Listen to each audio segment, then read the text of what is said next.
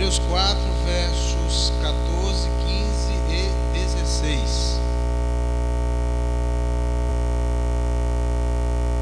Hebreus 4, 14, 15 e 16. Eu vou convidar o nosso irmão Sula para vir fazer a leitura aqui, que eu estou com visto um pouco ruim. A graça e a paz a todos.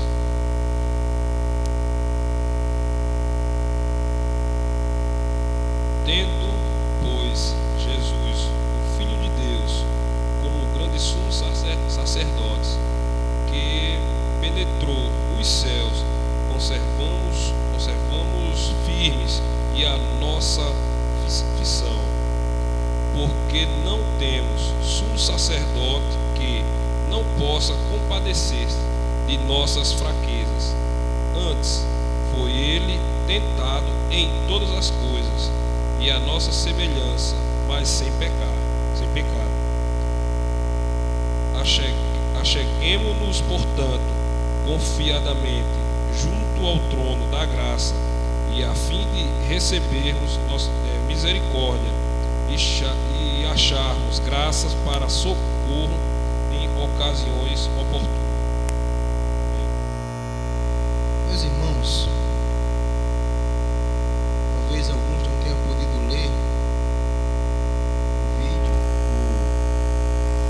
a nota de rodapé, porque passa talvez um pouco depressa, mas aqueles que leram, espero que todos possam ter lido, não é? Um pouco triste. A Patrícia está chorando ali, parece. Eu chorei muito quando eu assisti esse vídeo ontem. Chorei não só porque o vídeo é emocionante, chorei não porque lembrei-me de meu pai, que ainda, graças a Deus, ainda está vivo, mas porque esse vídeo ele tem uma mensagem muito forte, uma mensagem muito verdadeira e uma verdade que às vezes a gente esquece no decorrer da nossa vida. É tanta luta, tanta coisa, às vezes tantas atrações, tantas diversões, tantas coisas que desviam a nossa visão de uma realidade, de um fato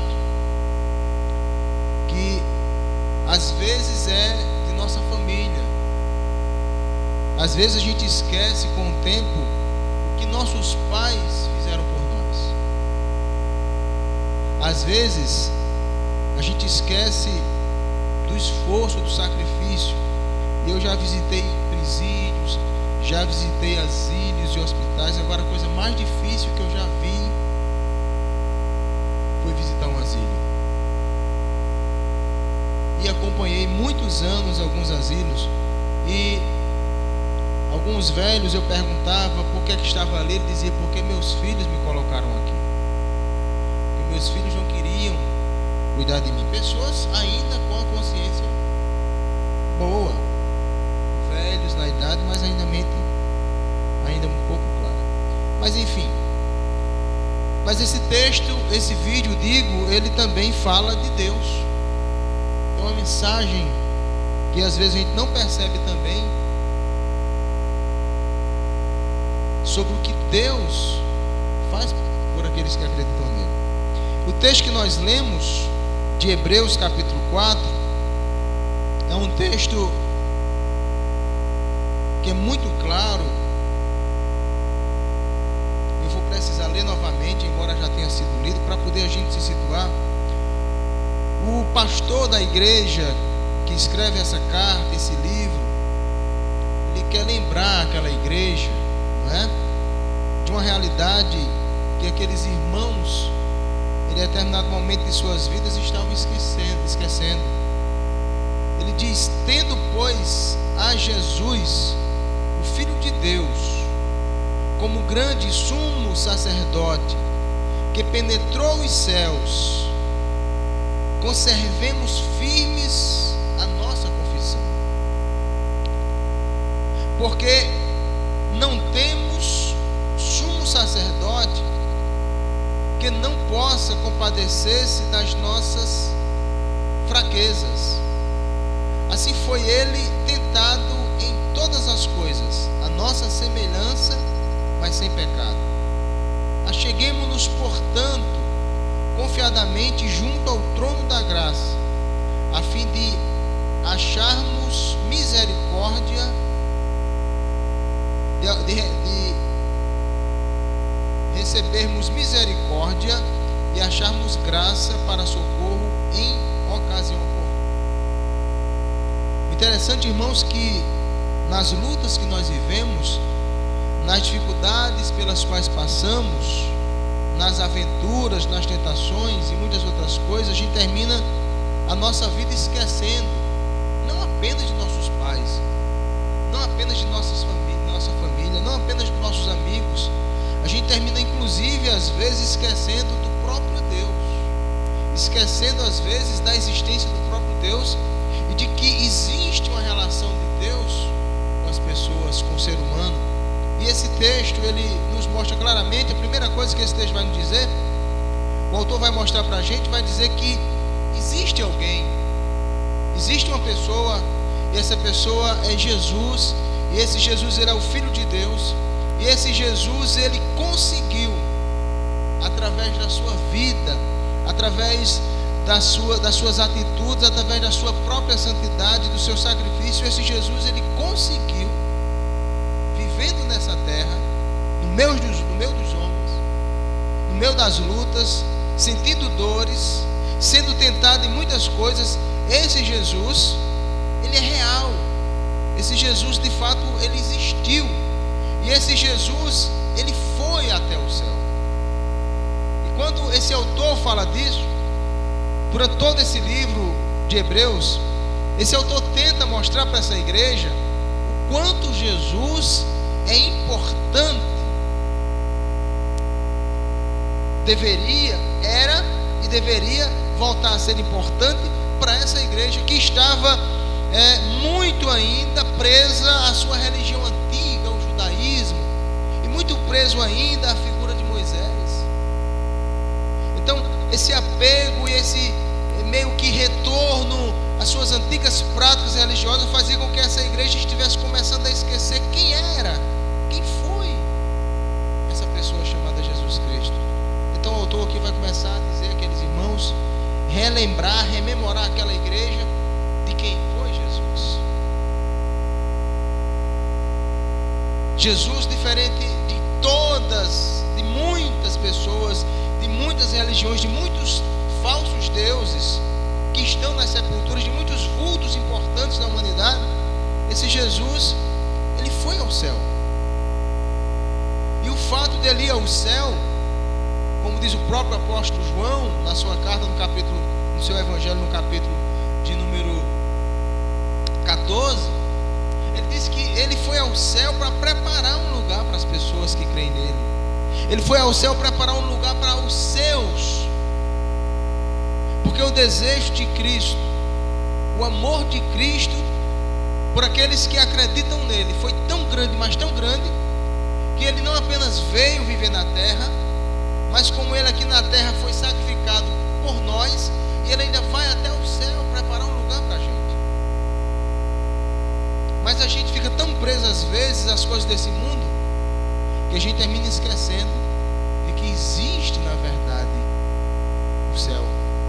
Que o apóstolo Paulo fala lá aos Colossenses, que a gente deve estar com a nossa mente voltada para as coisas do céu, não para as coisas apenas da terra. Então o autor vai dizer, sabendo disso, tendo esse conhecimento, tendo pois Jesus, o Filho de Deus,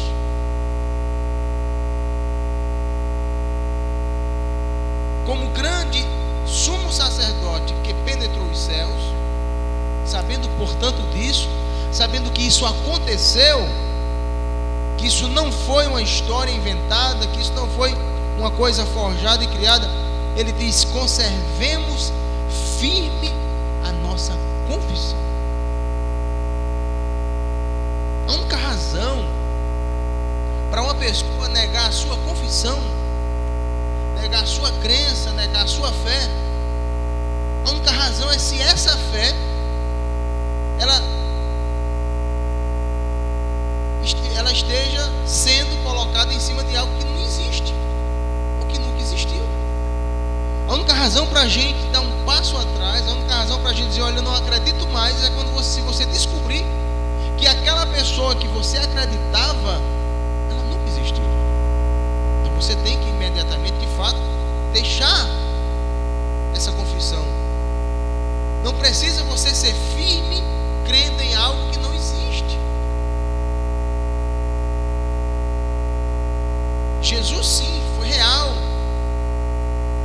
Moisés também foi. Mas Moisés não era o filho de Deus. Jesus sim. Moisés morreu, foi ao céu, sim. Mas foi Jesus quem morreu pelos nossos pecados, que foi crucificado e sofreu por nós.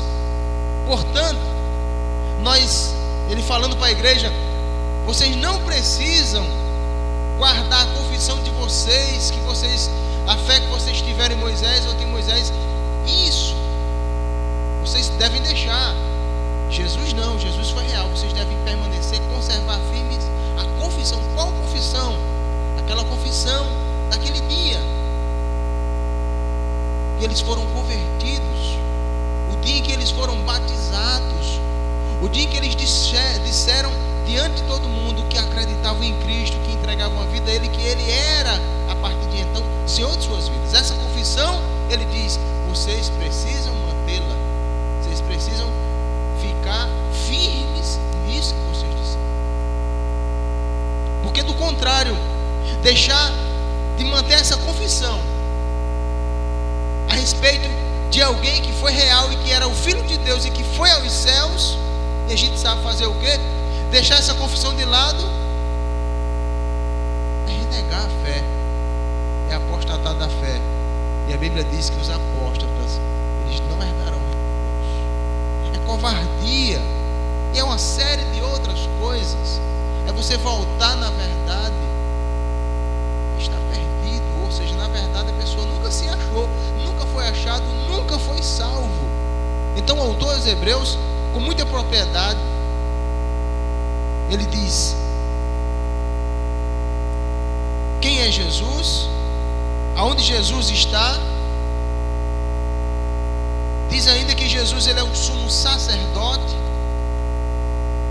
Portanto, se existiram sacerdotes, existiram, Jesus é o maior de todos eles. E por isso a gente deve conservar firme aquela confissão que a gente fez. Meus irmãos, isso é tão sério, mas tão sério e tão precioso, que a gente precisa lembrar que muitas pessoas, no decorrer de suas vidas, por esquecerem dessas verdades, terminam hoje, ou estão hoje, pelo mundo afora. Estão hoje vivendo a mesma vida que viveram antigamente.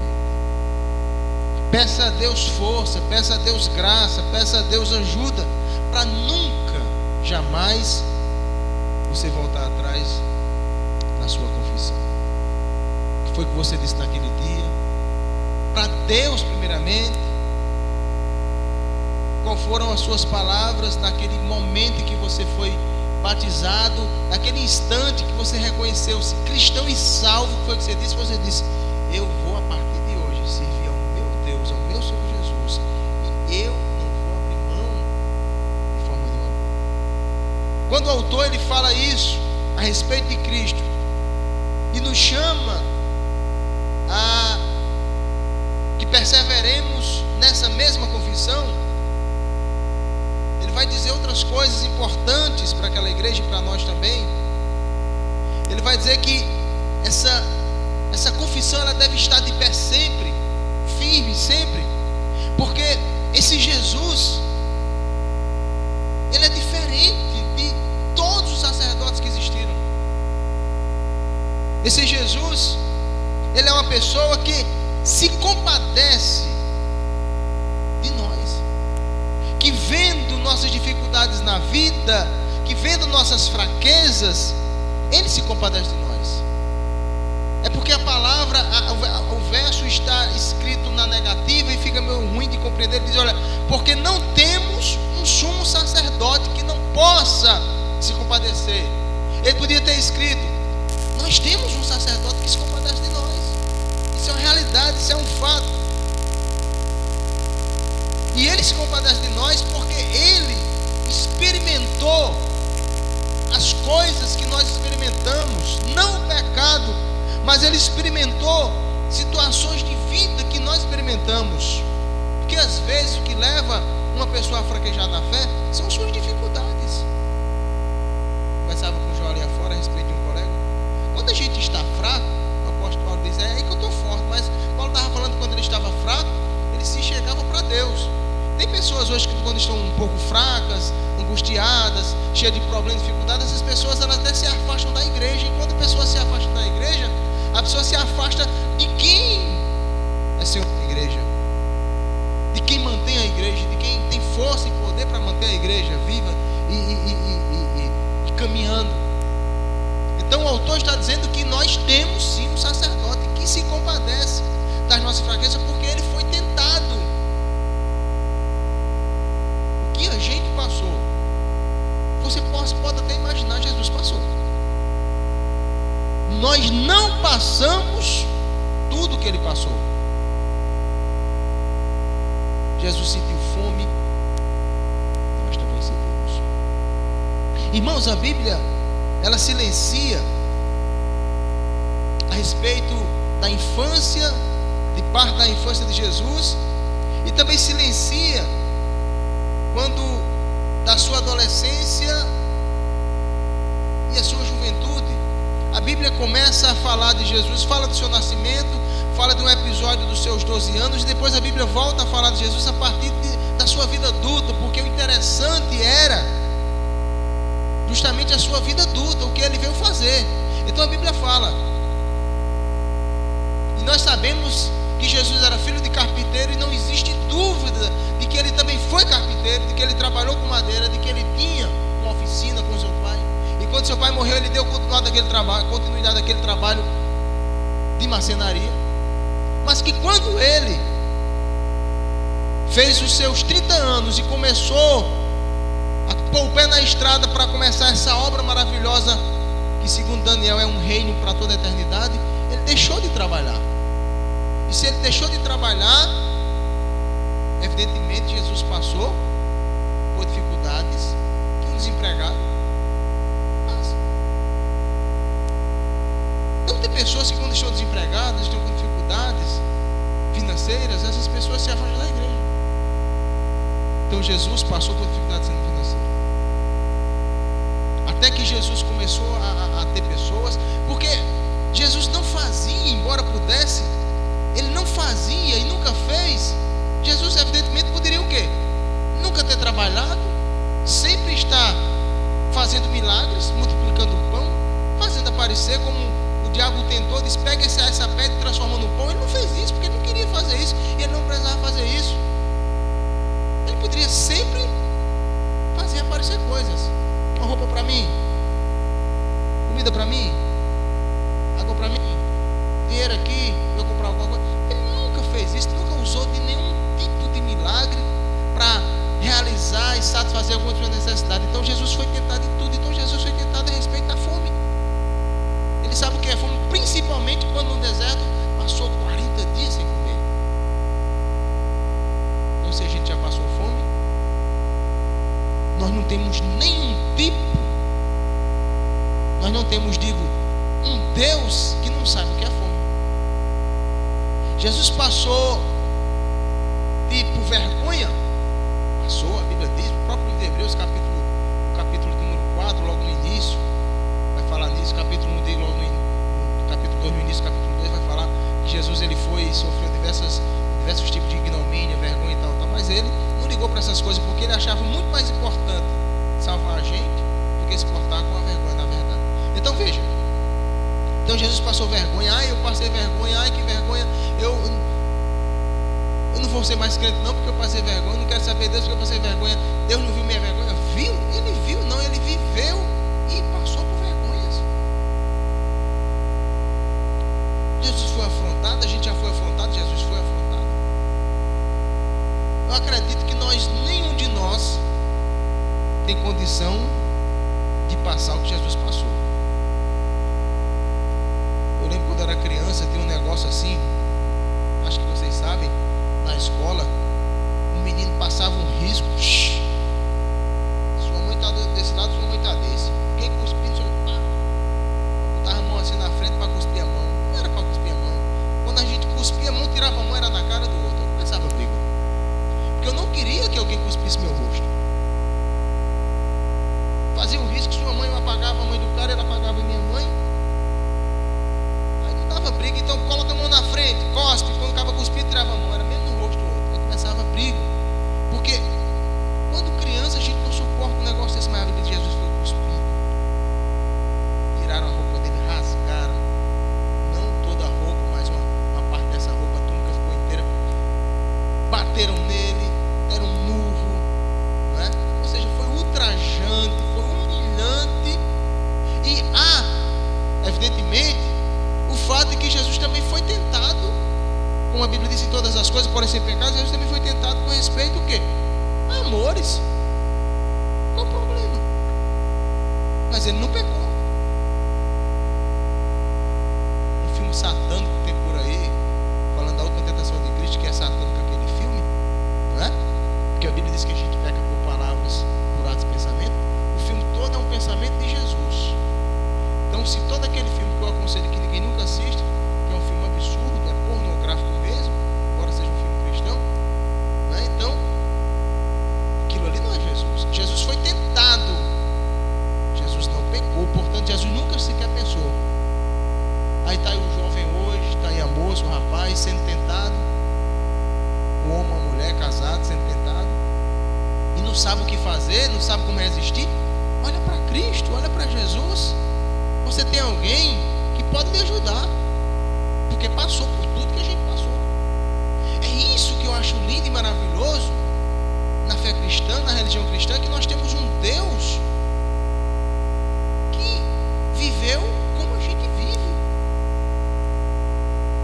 mas não viveu igual a gente. Foi tentado como a gente é, mas não cedeu à tentação, como muitas das vezes as pessoas cedem.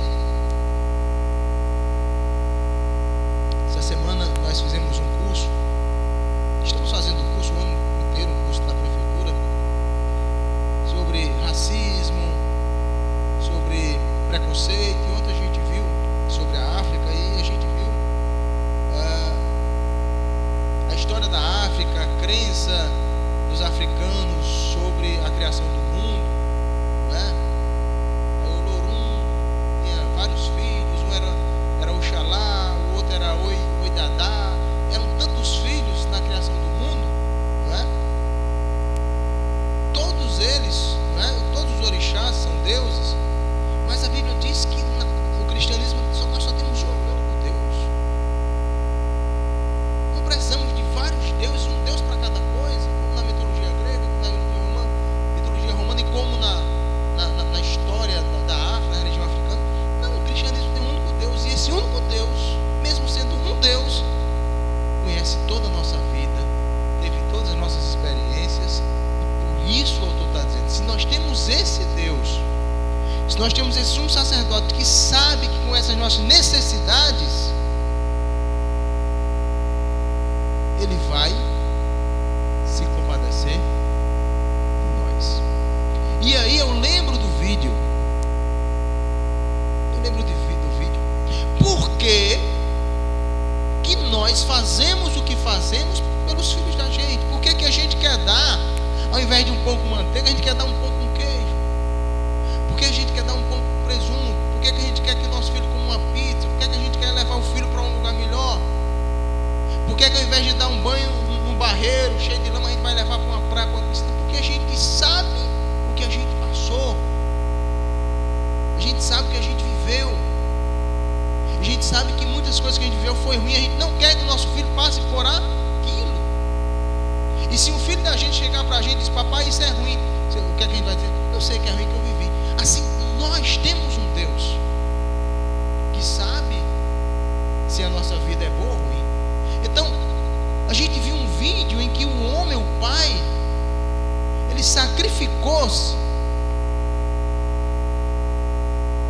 Ele, na verdade, deixou deixou de ter tantas coisas para que ao fim da sua vida o seu filho tivesse uma casa que ele não teve com o filho já, e o filho tivesse condição financeira de viver melhor do que ele viveu. Esse pai sabia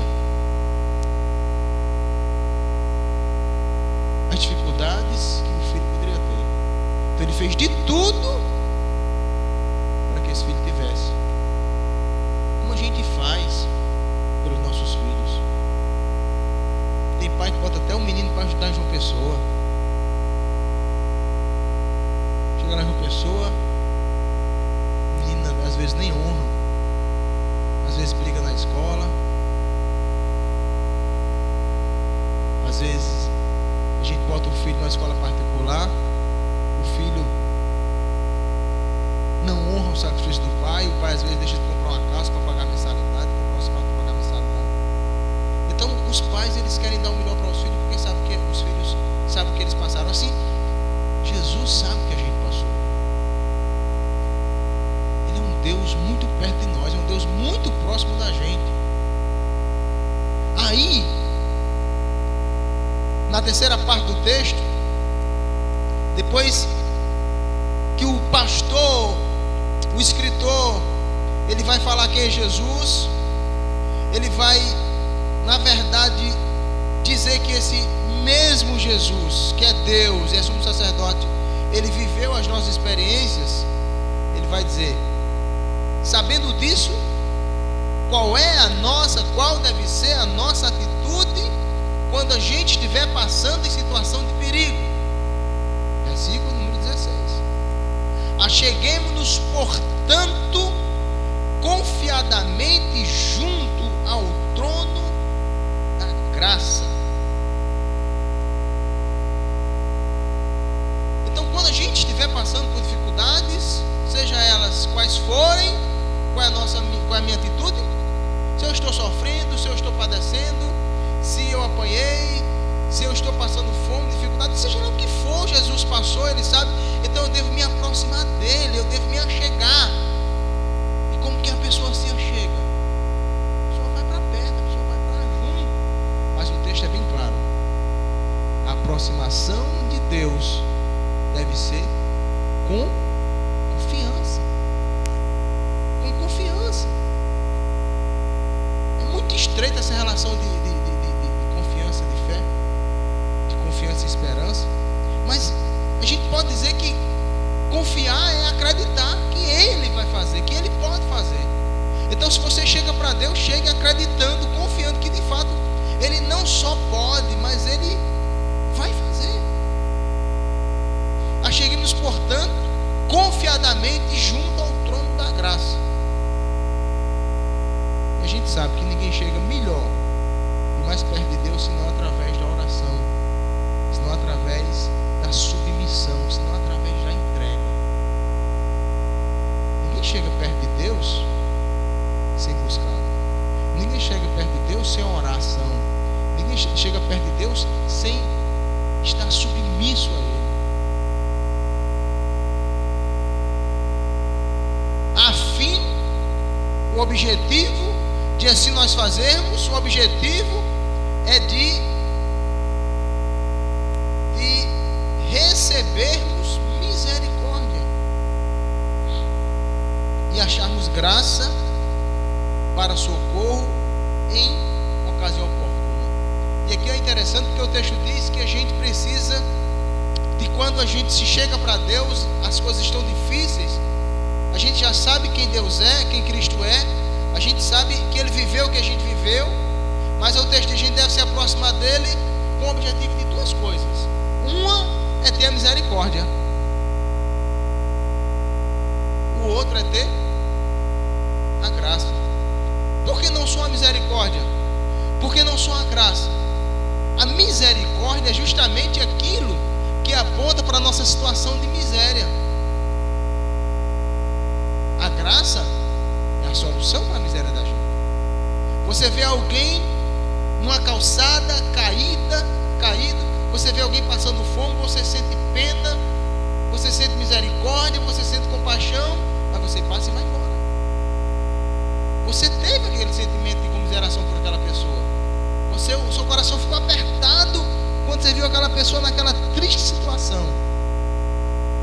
você não fez nada.